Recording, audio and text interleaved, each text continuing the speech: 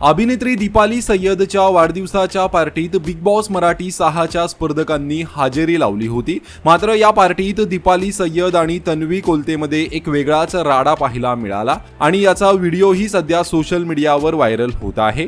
दीपाली सय्यद यांनी वाढदिवसानिमित्ताने ग्रँड पार्टीचे आयोजन केले होते। या पार्टीत धम्माल मस्ती सुरू असतानाच अभिनेत्री तन्वी कोलते हिने एंट्री घेतली आणि त्यानंतर दीपाली सय्यदच्या रागाचा भडका उडाल्याचं दिसून आलं। व्हायरल होत असलेल्या व्हिडिओमध्ये अभिनेत्री रेवा हातात बुके घेऊन दीपाली सय्यद यांच्या बाजूला उभी असल्याचं दिसते। त्याच वेळी तन्वी कोलते आणि काळू डॉन पार्टीत येतात तेव्हा त्यांना पाहताच दीपाली ही चांगलीच संतापल्याची दिसत आहे। ही वेळ आहे का यायची, जस्ट केक कापला मी तुमची वाट बघून, असं ती रागाने म्हणते।